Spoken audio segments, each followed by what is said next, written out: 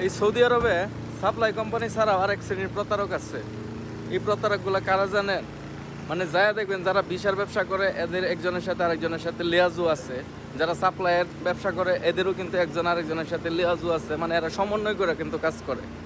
তো কীভাবে দেখা যাইতেছে যে এই দেশে অনেকে মক্তব আছে কিন্তু, ঠিক আছে, মনে করেন যে মক্তবে খিদামা, যারা মনে করেন যে প্রবাসীদের বিভিন্ন সমস্যা সংক্রান্ত ব্যাপারে কাজ করে থাকে। যেমন কোনো প্রবাসীর যদি মনে করেন যে কোনো মামলা থাকে, তো ওই মামলা চামলা নিয়ে কাজ করে, বা কেন কামা হইতেছে না, মানে আইনি জটিলতা সংক্রান্ত যে বিষয়গুলো আছে এগুলো নিয়ে কিন্তু এরা কাজ করে। মানে এদেরকে মক্তব খুলে বসছে আর কি এরা, ঠিক আছে। এরা দেখবেন যে এদেরও কিন্তু একই, ঠিক আছে। কেউ মনে করেন যে কাজের ব্যবস্থা করে দিতেছে, আবার কেউ মনে করেন যে ওই যে বিভিন্ন জরিমানা টরিমানা আছে এগুলা মৌকুব করার জন্য সুপারিশ করে বা আইনিভাবে সহায়তা করার নাম কইরা এরা যতগুলা মনে করেন যে মক্তব আছে, ঠিক আছে, সব মক্তব যায় দেখেন যে ওই একটা জায়গাতে এরা সীমাবদ্ধ।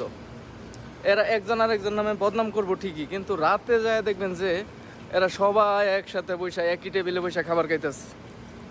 বুঝছেন কি কইছি? তো আসলে এই দেশে প্রতারকের সংখ্যাটাই বেশি।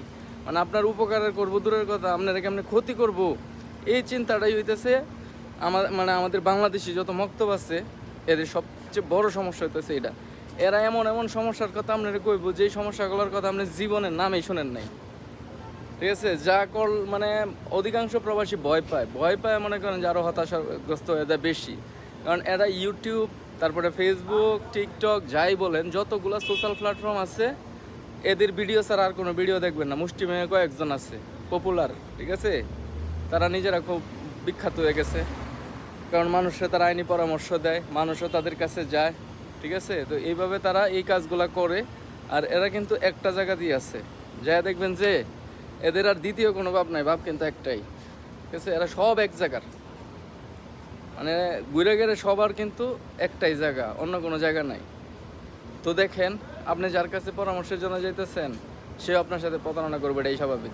সুতরাং আমি বলবো একটা কথা, আপনারা আসলে ভয় পাওয়ার কিছু নাই। সৌদি আরবে আসার পরে আপনি অবৈধ হয়ে গেছেন, আপনার ইকাম এক্সপায়ার, আপনি অবৈধ হয়ে গেছেন, আপনার নামে এইটা হয়েছে ওইটা হয়েছে, এগুলোতে ভয় পাওয়ার কিছু নাই। আপনি আইনিভাবে লড়বেন, আপনি বৈধ থাকতে পারবেন, ঠিক আছে। একটু চোখ কান খোলা রাখতে হবে, আর কিছু না।